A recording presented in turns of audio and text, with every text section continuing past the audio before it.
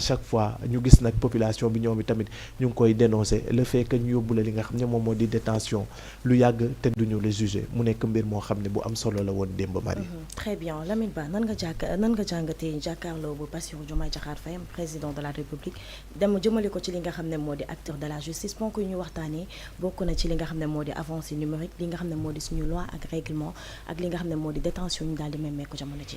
Bon, premier constat, c'est que rien de nouveau sous les cieux, quoi, comme on dit. Rien de nouveau, ça dit c'est une tradition judiciaire, là, rentrée des cours et des tribunaux. Maintenant, je précise deux choses de Balagnou commencer. Une chose, moi, effectivement, le président Bassirou Diomaye, c'est quelqu'un, vraiment, on sent cette volonté de vouloir défendre la justice, oui, on sent vraiment quelqu'un qui est vraiment animé d'une bonne foi et d'une bonne volonté de pouvoir faire avancer les choses. Deuxième chose, mais c'est que deuxième chose aussi, c'est l'occasion pour moi de rendre hommage à nos magistrats. Parce que moi, je l'ai toujours dit et je le répète encore une fois, nous avons les meilleurs magistrats du monde. Je ne dis même pas de l'Afrique, mais du monde. Mis dans les conditions, je pense qu'ils n'ont rien à envier aux autres magistrats. La preuve, ils ont fait leur temps et ils ont eu l'occasion de vraiment valoriser leur talent et leur expertise dans les instances internationales. Maintenant, le problème, c'est quoi? C'est-à-dire que le même discours, dès que nous avons Senghor, dès que nous avons Abdou Diouf, dès que nous avons Macky Sall, c'est quoi? Chaque fois, les discours rentrent des cours et tribunaux, il faut nous refonder la justice, il faut faire avancer la justice, il faut des réformes pour la justice. Le problème qui se pose, le numérique c'est bien beau, mais l'espace, c'est pas de ça que les Sénégalais ont besoin. Les Sénégalais ont besoin de quoi? Les détentions arbitraires, les longues détentions, comment faire pour régler ça? Des gens qui restent 2 ans, 3 ans, 4 ans dans les prisons sans pour être jugés, sans pour être entendus. C'est le problème là. Les conditions matérielles, les conditions logistiques qu'il faut mettre à la disposition des magistrats. Tu vois, au tribunal, pendant des jugements, tu n'as même pas envie de rester dans les salles parce que les conditions, on va garantir des audiences. Magistrats, est la même chose. En termes de nombre, parce que le nombre qu'il faut avec des 18 millions de Sénégalais, bon, excuse-moi, j'ai oublié le nom, mais il faut tout par rapport à que vraiment les Sénégalais sont là. Et l'autre m'a expliqué souvent même le retard des jugements, le retard des vider nos dossiers. L'autre, c'est des problèmes. Le problème, c'est de revoir un peu les pouvoirs exorbitants, comme on le dit souvent, entre les mains du procureur. Des juges qui font des juges qui ont des ordonnances, par exemple, de mise à liberté provisoire. Chaque fois, le parquet a des pouvoirs exorbitants pour faire appel pendant que ce temps, les gens vont rester encore en prison. L'autre affaire, c'est le cordon ombilical qui existe entre le parquet, la primature, le Premier ministre et vraiment pour dire le gouvernement. Parce que le cordon ombilical, tant que il y aura toujours un problème, c'est un blocage pour ça.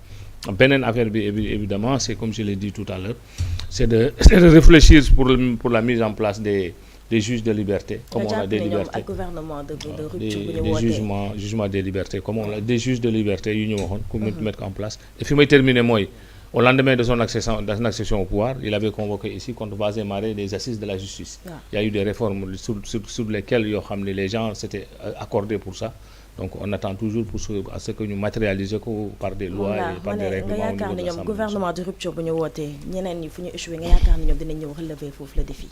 Non, on l'espère, comme je l'ai dit. C'est-à-dire qu'il y a plusieurs raisons qui font qu'ils ne doivent pas échouer dans ça. Parce qu'ils ont été victimes. Que ce soit le président de la République, que ce soit le Premier ministre, ils ont été victimes des tares de la justice. Justice a une campagne aussi. Justice a une campagne. Donc, ils n'ont pas le droit de ne pas réussir dans ce domaine-là. Et si tu réussirais, ce serait une catastrophe. Parce que les points, les primaires du Sénégal, c'est ça. Ça, c'est les longues détentions. Il faut que nous réglions. C'est un aspect. Augmenter le nombre de magistrats. Ils sont en infériorité par rapport à la demande. Comment il faut faire? Régler, mettre des conditions qu'il faut à la disposition des magistrats. C'est de revoir les pouvoirs exorbitants du procureur. C'est de revoir. L'autre, c'est des trucs, c'est les BABA qu'il faut régler. Et si on les règle, ça dit que moi, je n'ai que priorité que l'histoire des numériques. Intégrer le numérique, c'est vrai qu'il faut le monde, il faut le toll. Mais intégrer le numérique, c'est pas mauvais, c'est bien beau. Mais l'urgence aujourd'hui, la priorité, c'est pas ça. La priorité, c'est de régler ces questions primaires et banales, tout tout à l'heure loolu rek mooy sinon ici on va répéter les mêmes choses président Macky Sall su demoon cour des tribunaux c'était les mêmes discours président Abdoulaye Wade c'était les mêmes discours président Abdou Diouf c'était les mêmes discours ñoom aussi je pense c'est la deuxième ou troisième je sais pas rentrée des cours des tribunaux c'est les mêmes discours la ñuy sentirat donc là aussi les Sénégalais ont besoin de voir des avancées concrètes les Sénégalais ont besoin de voir que désormais les jeunes qui croupissent dans les prisons les gens qui croupissent dans les prisons pendant 2 ans 3 ans sans pour autant être jugés pour ñu régler ko c'est ça un peu le problème. ñu wàññi tamit nombre yu ñuy def ci prison yi ñenn ñi mën nañ leen jël ñu dem yóbbu leen ñu dem def li nga xam ne moo di ay travaux ci biti.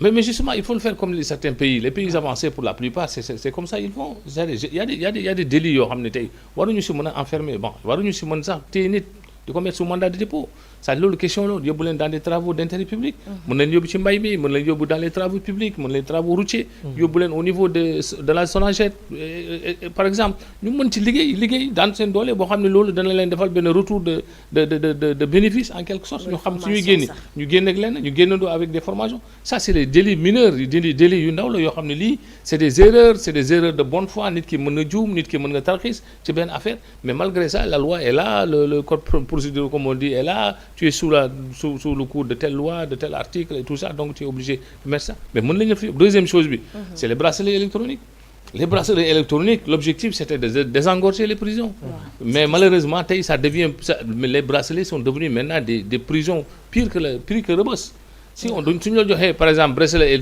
on te dit que tu n'as pas le droit de sortir au-delà de telle heure et au-delà de telle heure tu dois rester chez toi donc vraiment c'est la même chose à ce que nga nekkoon Rebeuss c'est pas la même chose au moins là tu es libre dangay am benn contretemps boo xam ne heure boobu doo ko génn au-delà de ça tu es libre non je vous dis c'est-à-dire que le problème qu'il y a c'est-à-dire que nu ñu koy multiplier léegi nu mu bëree c'est-à-dire c'est ça qui fait le problème c'est-à-dire que nous on l'avait man li ma ko doon xalaatee c'était pour des délits mineurs pour des gens qui sont un peu dans des jeunes innocents souvent victimes d'erreurs victimes de délits mineurs wax ni ñoom ñoo ngi sentir bracelet électronique yi seen côté parce que ñu bëri jàpp nañ bracelet électronique ñi nga xam ne moo di milliardaires yi ñoom lañ koy. waaw moom la lay wax c'est ça que je veux dire yow tu confirmes ce que je veux dire. c'est ça que je veux dire c'est-à-dire soo seetloo de plus en plus les bracelets maintenant par belle bi ñu koy defal c'est pour les hommes politiques pour ne pas dire c'est les hommes politiques soo seetloo c'est des gens yoo xam ne c'est des hommes publics c'est des hommes yoo xam ne de l'opinion et tout ça ñoom lañ koy jox pour la plupart mais man je xalaat dama doon xalaat pour un jeune par exemple bu ñu jàpp avec benn cornet de yamba par exemple benn cornet de yamba wala nga sàcc ginaar wala téléphone jàmbur nga sàcc téléphone jàmbur par exemple ñu jox la defaral téléphone jàmbur nga yàq ko c'est-à-dire c'est des délits comme ça que je veux dire quoi